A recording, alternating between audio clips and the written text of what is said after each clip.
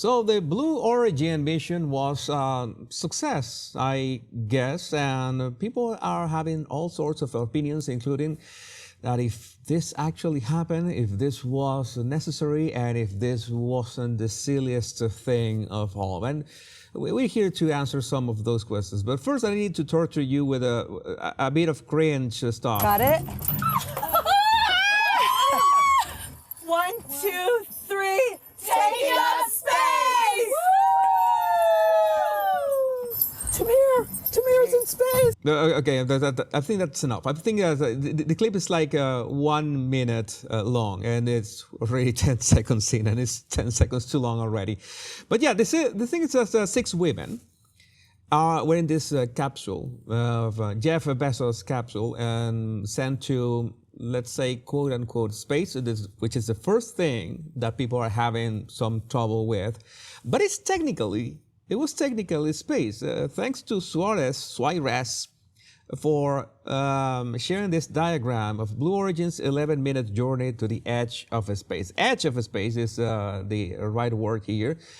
And when they say that the journey lasted 11 minutes, it's not like they spent 11 minutes and that in the edge of space. It was 11 minutes from lift off to the capsule hitting the ground again.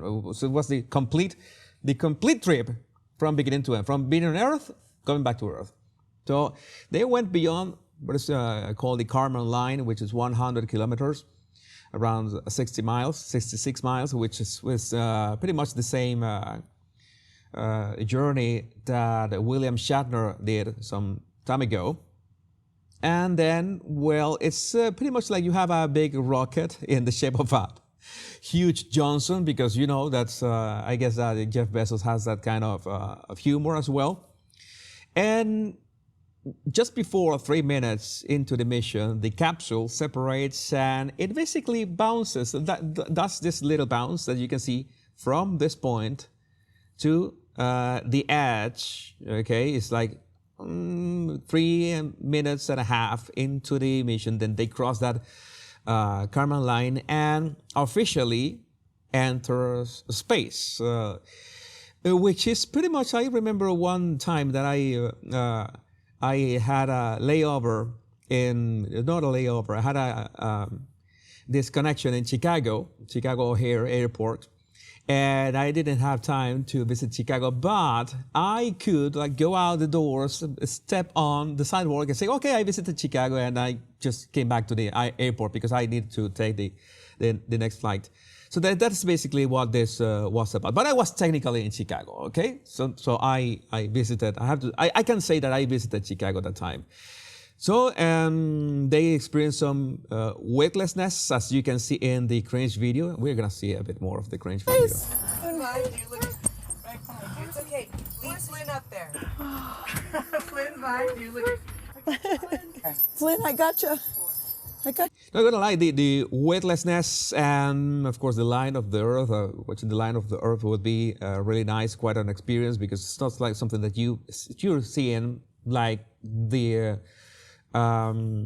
blackness of the sky. And of course, in many ways, oh, why can't they see the stars? Because of the brightness of the Earth. It's like, I'm not going to delve into that. Again, people are saying that this never happened, and some videos, as this was shared by Milo, they look like, they are so cinematic. I mean, I can understand the interest from Blue Origin and SpaceX as well, and every other initiative, a private initiative towards the space, to be as cinematic as possible, because this is what sells things for investors, right? This is what makes it look interesting and amazing and awesome. But you have a, I don't know how to tell this. You have to make sure that it doesn't look so polished. This looks much better. This take here looks much better. Because when things are too polished, it's something that I don't know how to, I'm just a messenger. When things look too polished, people begin to doubt the actual reality of this. And yes, we have videos of Katy Perry landing safely along with the 5 other women. She kissing the ground. Okay. Some people say, some people make jokes, even women cracking jokes about this. The red-headed libertarian breaking the all-woman space crew did not land the capsule upside down. And this is important to make a distinction about this word. I don't know if crew was the actual word, is the right word for this, because you can imagine that crew is the team or the group of people who are to some extent in charge of the mission, in charge of, piloting or controlling, not only, well, it's having some kind of control, but they were essentially passengers. They were, let's say, not controlling this in any way. It was a bunch of men back on Earth. There's so much for feminism. It was a bunch of men, and I'm sure that some women as well, back on Earth controlling this from beginning to end. It was like riding a very expensive roller coaster, and we have to say, this is still extremely dangerous. This is still is. This is a huge thing. And this is funny. They're screaming. Parachutes. There go the drogue parachutes. Just free falling right there until those drogues came out.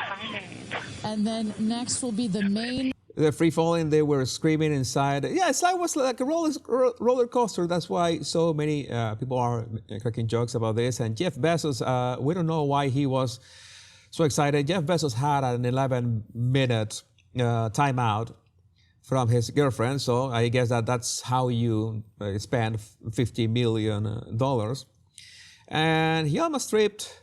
So excited he was of realizing that everything went according to plan. I think that every single trip to space is extremely dangerous. But one thing that we must acknowledge is that no, this was not the first all-female crew, because in one hand it was not a crew.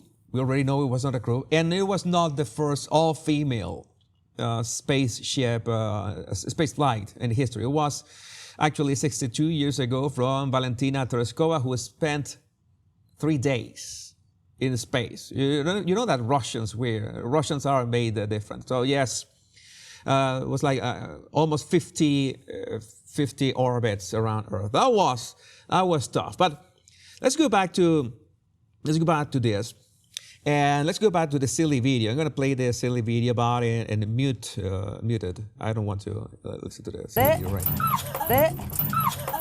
I'm going to mute this. We don't need the sound right now. But one thing I want to say about this, and this 100% happened, of course. This is very hard to. I wouldn't say that it's hard to fake, but it's easy to demonstrate that it was fake. So this actually happened. Okay, let's just confirm that. Elon Musk will be able to confirm that. It'll be fairly easy for many people to just see this with their own eyes, with their own telescopes. But there's one thing that I want to say, and many people are saying, what's the point of this? What is the point of sending these passengers, these tourists into space? And that is an important word. These were tourists. This is still a dangerous mission. They are making it silly. Oh, they are vandalizing space. This is so stupid. Why are they doing this? I'm gonna phrase this. So I'm gonna go for the shot of them. Oh, they're making this a trip to space so silly. And I think that is quite the point. I think that if you can make something so dangerous as to a trip to the limit of space, to the border of space, okay, we agree, oh, they're not in outer space. Nobody's saying that they were in outer space. But if you can make, and I'm talking about Jeff Bezos making it happen, if you can make space travel, even if they spend just 3 minutes in technical space, if you can make those 3 minutes look silly, that is moving forward in our exploration of space. Many people are saying, what is the point of this? They did any tests that they didn't, it's like they were the test. They are not scientists, they're not pilots. They were the test. That's how I see it. It's like Blue Origin wants to say, okay, we want to make it look, we want to make it like space tourism can be a thing, and we are testing with, let's say, celebrities, and not all of them are celebrities in here, but I think that was the whole point of this trip. No, it's not a scientific mission. No, it's not a critical mission, but it's still a test for commercial space flights. That is the actual test that was being done here. That is the actual promotion. That was the point. That was the whole point behind it. So I think that overthinking that this was legit or not, it was something worth it or not. I think it is always worth it to explore the limits of what we can do, and especially when we can make things that used to be and still are quite dangerous, let's say a bit silly, because I'm pretty sure that everything that we did at some point, it created, the civilization did at some point, it looked a bit silly. It looked dangerous place. It was dangerous at first, like flying. And now flying is commercial flying, something that was unthinkable of almost barely 100 years ago. And now we're here. It's like something that you can be silly. Well, if you are silly and you get drunk in a commercial flight, you're going to get into trouble. But you have the luxury to become silly, to be silly in a commercial flight. So I think this was a silly step into the right direction. I think that they enjoyed the trip. I'm going to say this. I'm going to be very clear. I'm really relieved that they returned safe, because I want everything regarding space to be, 100% safe, and that nobody gets hurt, and we get commercial space flight, and we eventually have a permanent base in the moon, and all the stuff. All of that will only be possible if the skepticism, if the fears, and of course the technology advances enough so we can have this. And this is part of it. So that is my opinion. I would like to know what you think about this in the comments. My name is Jesus Enrique Rosas. I'm the Body Language Guy. Much love and bliss.